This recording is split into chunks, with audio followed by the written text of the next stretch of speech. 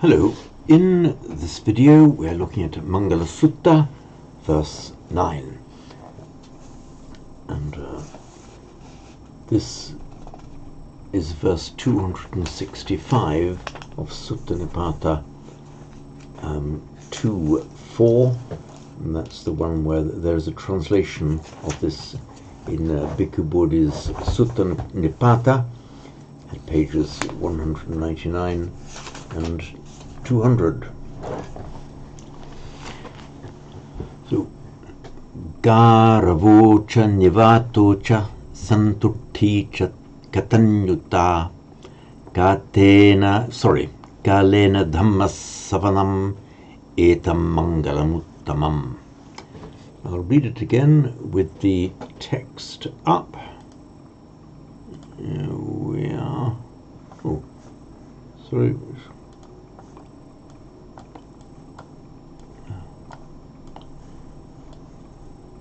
Here we are. Good. Garavo cha nivato cha santutti cha katanyuta kalena dhammas savanam etam mangalamuttamam. So, Garavo, this is the abstract noun from the adjective garu. Oops. So let me just call up the iPad for you. From the adjective garu, which originally the original primary meaning of it is heavy, garu. That's how we find it in Vedic. At a later stage of the language, the initial a changed to u, and that's what gave us guru. Now, the original meaning of garu, heavy, by extension means something of great gravity, importance, or weight, and by extension, a person worthy of reverence, and that's how we get the meaning of a guru, somebody who is worthy of reverence. The same word appears in Latin as gravis, meaning heavy, from which we get our English word gravity. And the idea of somebody who inspires reverence, we also have in modern English, using the Latin word gravitas. In English we have gravity, just as a physical fact. We have gravitas, means the sense of reverence that a person will inspire in others, reverence, or the sense of his importance. So garu, let's make an abstract noun out of that. This is a vriddhi derivative. You'll find that vriddhi derivatives ending in u change that u to abba. So vriddhi, and to do it in Sanskrit first. In fact, this one is the same in Sanskrit and Pali. So garu to garava. So the garava is simply the abstract noun form of garu. And here means having a sense of reverence for somebody who is garu. So they either have garava in them, or you experience garava towards them. They have gravitas, but in Pali you can say you experience the gravitas of them, you have gravitas for them, so to speak. So a sense of reverence. Nivato cha, humility. Bit more than humility, really. It means keeping yourself out of the limelight. In fact, it means actually being downwind. So va, to blow. We have the verb that can make vati or vayati. Va, blowing, as in the wind blowing, or blowing with your breath. It makes the verbal noun vana, from which we get nirvana, blowing out, which turns up in Pali as nibbana. It makes also a noun, so vata, sorry, that's the past participle. It's the past participle vata, meaning blown. But it also is a noun, meaning wind.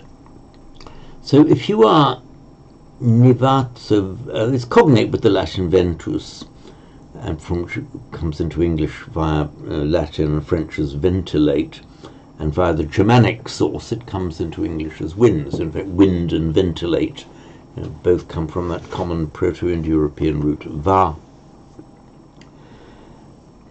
And we have, for example, in the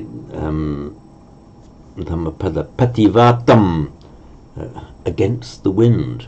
Now this is nivata, which is without wind, with the wind gone down, with the wind gone down, yeah, or in a place that's below the wind, sheltered from the wind. Now the place that's sheltered from the wind, you aren't putting yourself up on the crest, as it were, putting yourself up on top, where you can be seen and where the wind can blow you. You're, so to speak, putting yourself in a more lowly position, out of the wind, out of sight, out of the limelight. That's the idea behind nivata here. You're downwind. And here it's used as a noun. So having a sense of garavocha, having a sense of respect, nivatocha, and having a sense of humility, keeping yourself out of the limelight. Santutticha katanyuta. Santutti. Here note that santutti is written with a long E. That's purely for the sake of the meter. In regular prose, it's santutti with a short E, and in Sanskrit it's always with a short E, santushti. It's from the root tush, meaning to satisfy.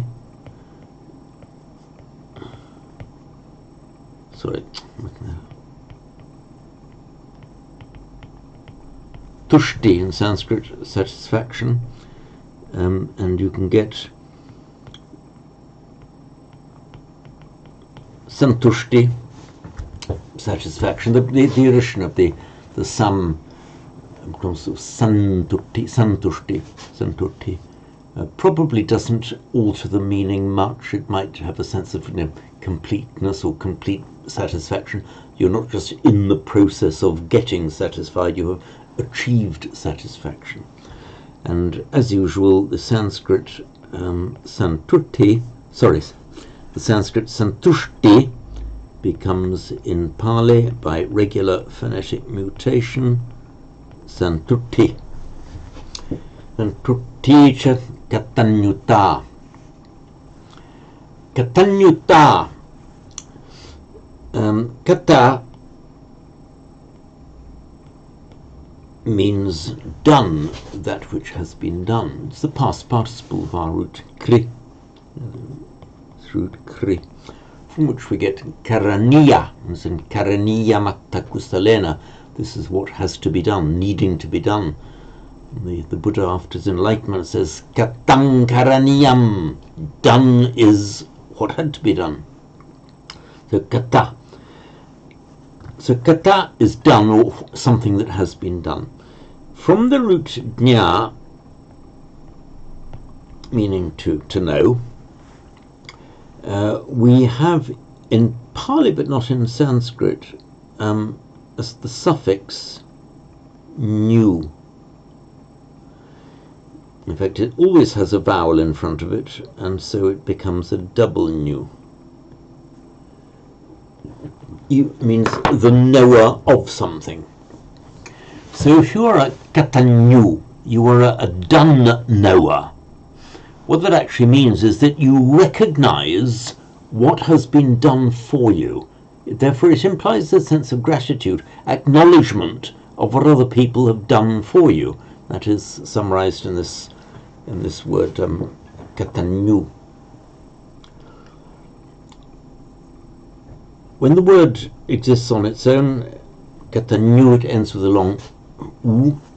Where you make it into an abstract noun by the addition of ta, so katanyu, grateful, katanyuta, gratitude. That's the fact or doing of the giving of the recognition, the making of the recognition of what has been done, or the status or quality of a person who recognizes what has been done.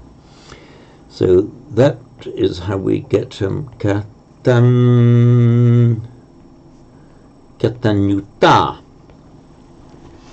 acknowledgement of what's done for you. Kalena dhamma savanam. Kalena, from kala, give you the text again. Kalena dhamma savanam. By time, at the right time. The word kala meaning time. And if you do, you can use that in the instrumental. It would be more common to see it in the locative. For example, in the Vinaya, or in the description of when monks ought and ought not to be having a meal, if they eat kale at the right time and akale, literally at non-time, that means at the wrong time. So what they're not allowed to do is have a meal akale at the wrong time. Here it's kale, or as here, so in the instrumental kalena, either would do. It's at the right time, in a timely manner. Dhamma savanam, the hearing of the Dhamma. It's from our root shru, from which we have, for example,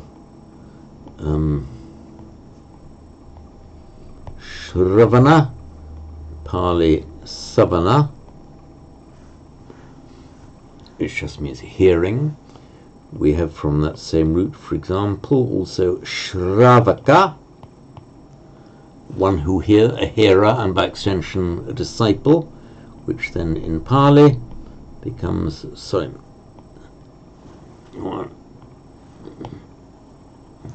Savaka.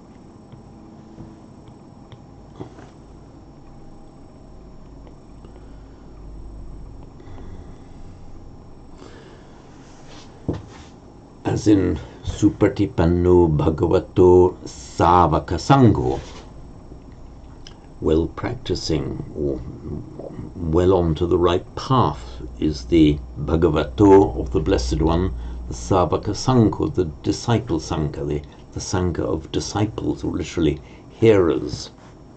And of course Shruta, Pali Sutta, that's just the past participle meaning heard. Evam me sutam, thus by me heard. Thus have I heard. Note here in Dhamma Savanam, it's a double S. The reason for that, get to a new page.